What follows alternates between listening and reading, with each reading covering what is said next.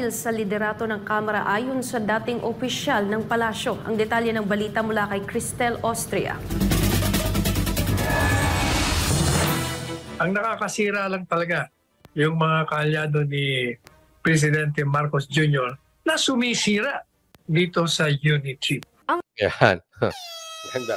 Ang sumisira sa unity ay yung mga kaalyado niya. Anong take ko rito? I hate to say I told you so. Dati pa nating sinasabi yan. Huwag kayong matakot sa mga katulad namin na kumokontra sa unity.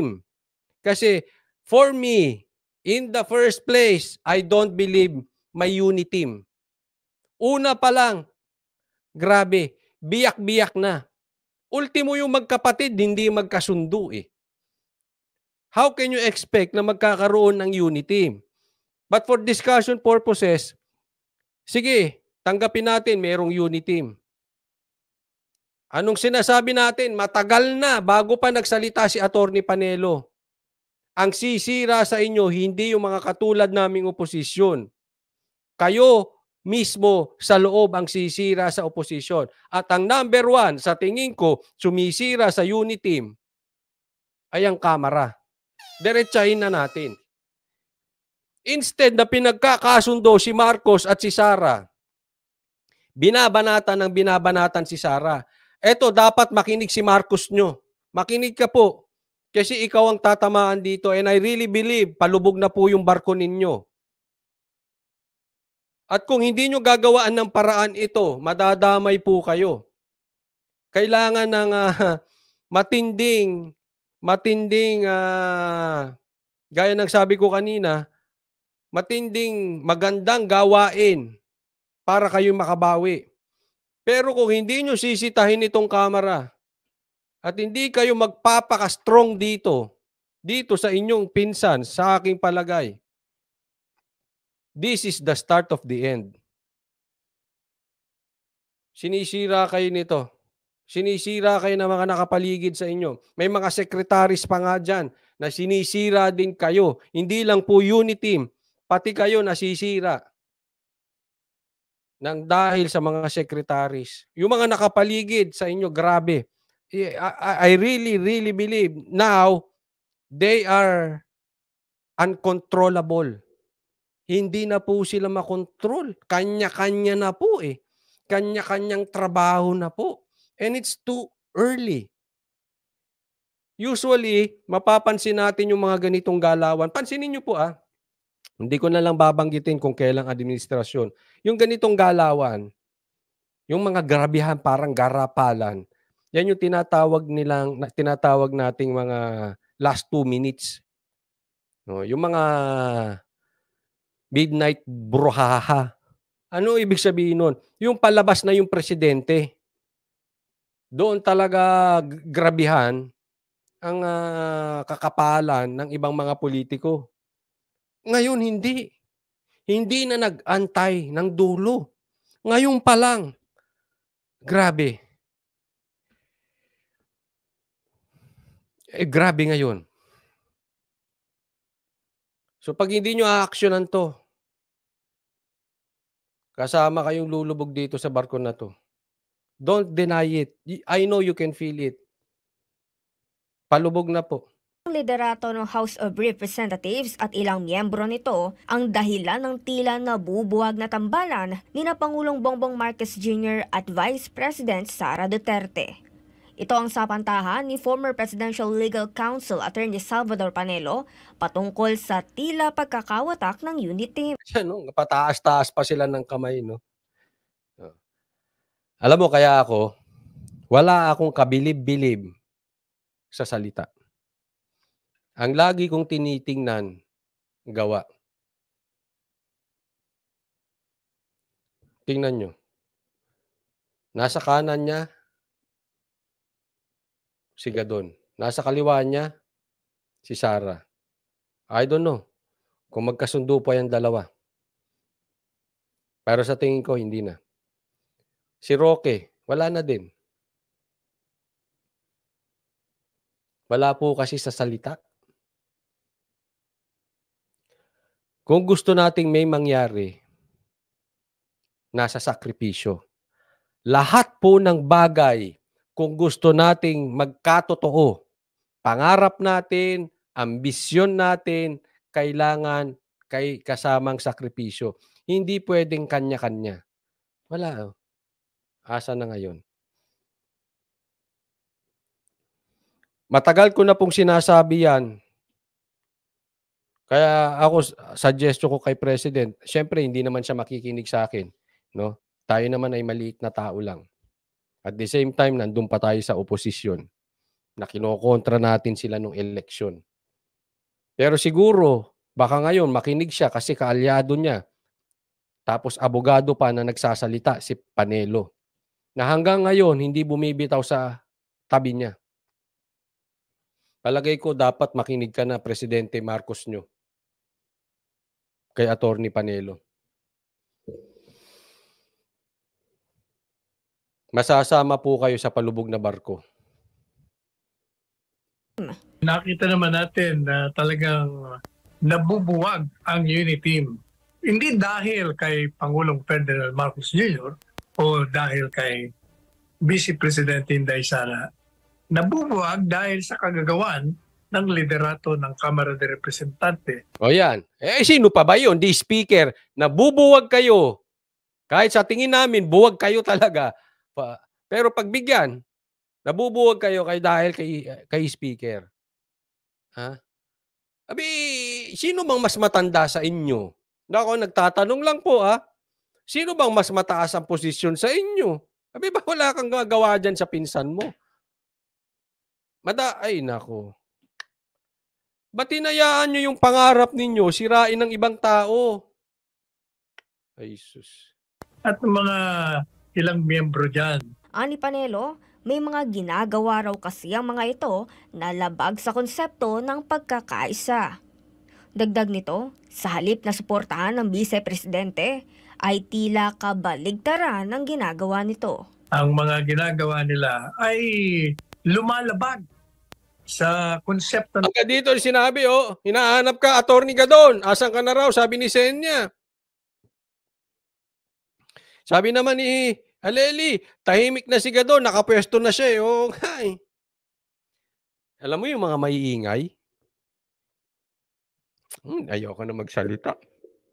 Minsan yung ibang maiingay dahil ayaw lang, hindi lang nabigyan ng posisyon. Ang sarap bigyan mo ng posisyon, tingnan natin kung tumahimik yung mga yan.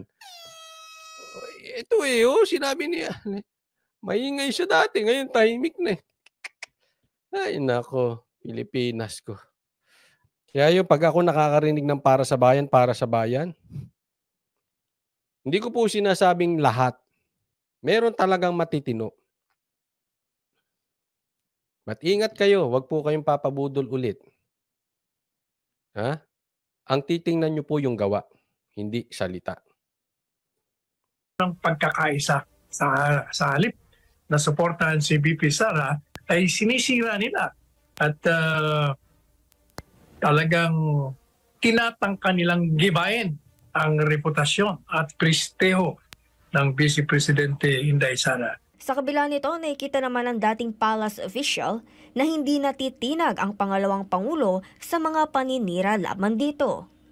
Dagdag ni Panelo, patuloy pa rin naman ang pangulo at pangalawang pangulo na ginagampanan ng kanilang sinumpaan. Subalit si VP Inday Sara naman ay hindi natitinag. Tuloy pa rin ang kanyang pagtatrabaho bilang Vice Presidente. Kung ano yung kanyang sinumpaan ay ganun pa rin. Ito naman si Presidente Marcos Jr. ay ganun din ang kanyang ginagawa. Tinutupad niya pa rin ang para sa kanya ay nararapat sa bansa. Samantala, ayon naman kay Senate Minority Leader Coco Pimentel, tila tapos na ang honeymoon period ni Pangulong BBM at VP Sara. Sa kabila nito ay mataas pa rin naman anya ang approval at trust rating ng dalawa. Sometimes kasi after an election, ang tawag mo doon may honeymoon period yung nahalal na opisyalis like presidente sa mga naghalal sa bumoto sa kanya. Diba? Yun yung honeymoon period. Actually, yan ang tamang meaning ng honeymoon period. Pero siguro kanina, ang tanong, tapos na ba yung honeymoon period? Ang honeymoon period dahil na bumaba yata yung mga approval rating. Pero matataas pa rin naman ang approval rating. Ito. Ang pinupunto niya rito. At ito yung nangyari sa lahat. After the election, kadalasan may honeymoon period yung nalhalal at saka yung mga bumoto. Ang ibig sabihin, yung mga bumoto doon sa presidente at saka sa vice president, marami dyan, sa unang taon, 2 taon, nasa honeymoon period, nakasuporta pa rin. No? Bakit ko dinidiinan to sa inyo? Kasi po, kadalasan, 1 taon, 2 taon, tapos na honeymoon period. Ha? Para kayo magjowa, di ba? First year, 2 years, masaya. After ng second year, nag-aaway na. Ganyan po sa politika ng Pilipinas. Oh, yung iba, bong, bong, bong, bong, bong, bong. Yung iba naman, syara, syara, syara. Oh, after 2 years, budol, budol, ganun na sigaw. Yung iba naman, nasira, nasira, nasira. Oh, ganun eh. Ganun ang ano. Ha? Ganun na nangyayari. Hindi lang naman itong eleksyon dahil dati pa. O, kita nyo nangyari ngayon, nagsisimula na po, di ba? Pero, si PRRD, hanggang ngayon, yung talagang sumuporta kay PRRD, hanggang ngayon, parang nasa honeymoon period pa rin. Kaisa-isa si former President Duterte, Rodrigo Roa Duterte, na nawala na sa posisyon, ordinary citizen na, malakas pa rin. Ganun po kalupit si PRRD. Parang sa tingin ko nga yun, mas lumalakas eh. Bakit kanyo? Si PRRD dati, malakas. Tapos yung DDS nahati dahil sumama kay Sara, yung iba nahati. Ngayon nagbabalikan na. So Duterte na rin ang sigaw niyan. Eto pa. Yung mga dating sumisigaw sa kabila, nakiki-Duterte na rin. Kaya kung ako tatanungin, malakas si Duterte dati, mas malakas pa ngayon. Dahil napakadami ng nakiki-Duterte ngayon. Hindi ko sinasabing masama. That is good. Kaya, naku, humanda kayo. Kasi pag ganun po yan. And as we see it, tama naman kung titingnan natin, mataas pa rin ang trust rating, tama naman dito, si Senator Pimentel. Pero downwards na yan. Pababa na yan. Kasi nararamdaman natin pababa na eh. At grabe po. Grabe po ang bulusok. Hindi po siya yung normal na bumababa ang ganun eh. Nararamdaman natin bumubulusok na. At ang trending, pag tumuloy ng ganun, ito po yung sinasabi ko, this is the start of the end. Baka hindi matapos ang 6 years. Sa opinion ko lang, ha? Pag hindi napigilan ng bulusok. Trust rating ng 2 pinakamataas na opisyalis ng ating bansa. Kaya baka hindi pa rin tapos yung honeymoon nila period sa mga botante. Kaya pero ang tanong ko, yung honeymoon dun sa 2 matataas na opisyalis, mukhang tapos na. Murag, sa Bisaya pa sir, buskag na buskag. Murag. Murag na buskag na. Para sa Diyos at Pilipinas. Congratulations. Dito sa topic nating ito, let me end this. Sa topic lang na ito. Ito, May 7, nakalagay Saturday, May 7. Gaganda ng ngiti nila. I hate to say, we told you so.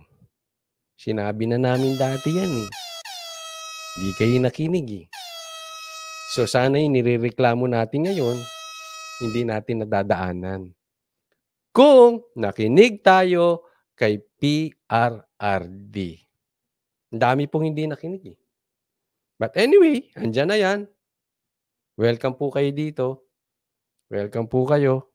Importante, magkaisa tayo. Ipakita natin ang totoong pagkakaisa.